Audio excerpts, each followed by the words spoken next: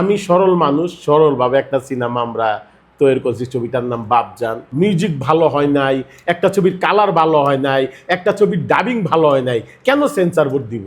এটা তাদের ঠেকা পড়ছে ছবিটা দেওয়ার। আগামী শুক্রবার একটা কিছু তো রিলিজ হইতেছে, সেটার নাম কি? এই যে বাপজান। সবাই আমার যত ফ্রেন্ডরা আছে, আমার ভাই বন্ধু যারাই আছেন, হলে আইসা যদি আপনারা ছবি না দেখেন, আমার মতো শিল্পী আপনাদের মাঝে বাইচা থাকবো না। অতএব একটা ছবি কষ্ট মষ্ট করে আমরা তৈরি করছি, আপনাদের মাঝে পাঠাইছি। অনেক মানুষ উল্টাপাল্টা কথা বলে, কথা লেখে, একটা সিনেমা বানাইলে বোঝা যায় সিনেমাটা কেমন হইলো। অতএব আপনারা উল্টাপাল্টা কথা লেখেন না। আমি সরল মানুষ, সরলভাবে একটা সিনেমা আমরা তৈরি করছি। ছবিটার নাম বাপজান। এই যে আগামী শুক্রবারে রিলিজ হইব 17ই জুলাই।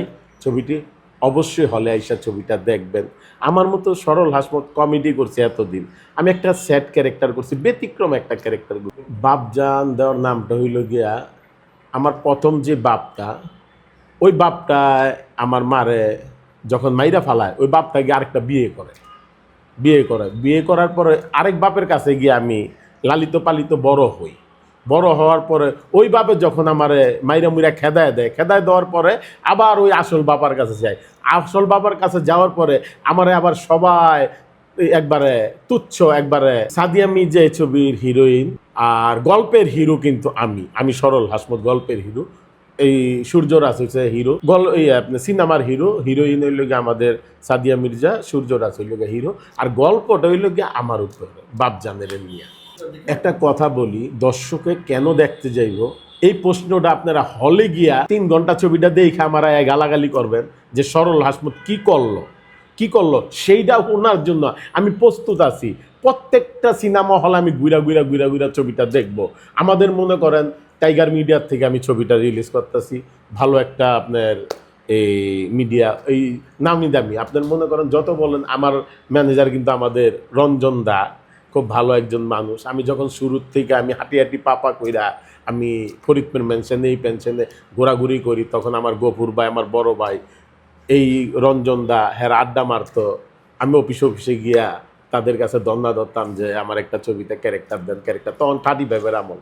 তখন সবাই আমার আশ্বাস দিছে, গফুর ভাই আমার বড় ভাই, তার কথা না বললেই না। তো রঞ্জন দা সবাই আমার বলছে তুমি লাইগা থাকো, কাজ হইবে।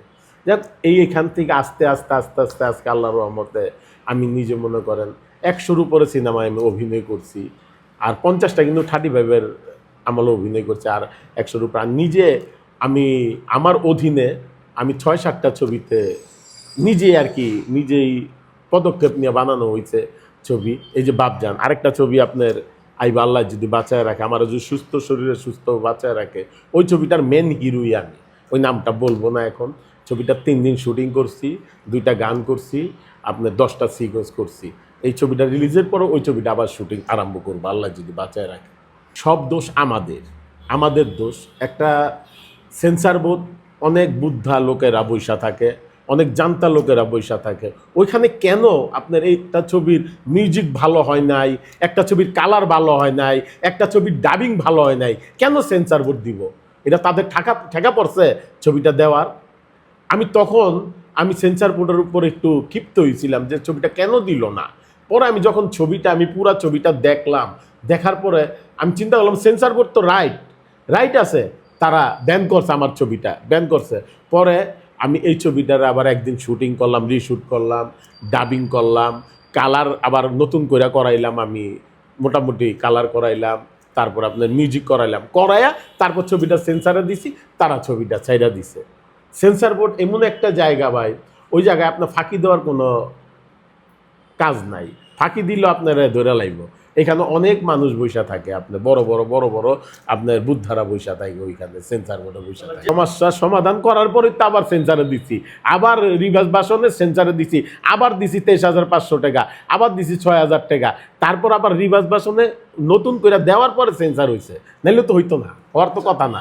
দর্শকদের উদ্দেশ্যে একটা কথাই বলি, আমি এই ছবিটা করতে গিয়া এই যে শুরুর থেকে শেষ পর্যন্ত রিলিজ পর্যন্ত আমি যে কষ্ট পাইছি, এই যে আমার চোখ দিয়ে পানি আইতাছে, কিন্তু আপনাদের মাঝে তো কানতে পারবো না। যে আমি অনেক কষ্ট করে এই সিনেমাটা কাজ করছি, ছবিটা শেষ করছি, এই পর্যন্ত আইসা রিলিজ করতেছি ছবিটা কষ্ট কইরা। আপনারা যদি অবশ্যই হলে আইসা ছবিটা দেখেন, আমার মতো সরল হাসমত আপনাদের মাঝে বাইচা থাকবো। আমি আশা করি আপনারা হলে আসবেন, ছবিটা দেখবেন। যেই হলে ছবিটা রিলিজ হোক, আপনারা যদি ছবি না দেখেন, আমার মতো সরল হাসমত আপনাদের মাঝে বাইচা থাকতে পারবে না। একটা শিল্পী বাইচা থাকে একটা দর্শকের ভালোবাসায়। সবাই ভালো থাকবেন, বেশি বেশি করে বাংলা সিনেমা দেখবেন, হলে গিয়া সিনেমা দেখবেন। হ্যাঁ, ইউটিউবে পয়সা দেবেন। আমার দেশের বাইরে অনেক বন্ধু বান্ধব আছে, তারা ইউটিউবে বৈশা দেখে। হাসমত ভাই, এই যে এখন গাড়ি দিয়ে আসতেছি, গাড়ি দিয়ে আসার পরে আমার একজন বলতে, হাসমত ভাই আপনি সরল হাসমত ভাই না? হ্যাঁ ভাই, আমি একটা ছবি তুলি, তো ছবিটা তুলছি। একটা মানুষে যখন আমারে চিনা ফালায়, মানুষের ভালোবাসায় কিন্তু আমি সরল হাসমত হয়েছি। সবাই ভালো থাকবেন। বাপজান ছবির দেখার আমন্ত্রণ রইল। যেই কোনো সময়, যে কোনো মুহূর্তে, যে কোনো হলে আপনাদের মাঝে বৈশা আমি সরল হাসমত ছবিটা দেখব। অবশ্যই হলে আসবেন। ভালো থাকবেন সবাই। আসসালামু আলাইকুম।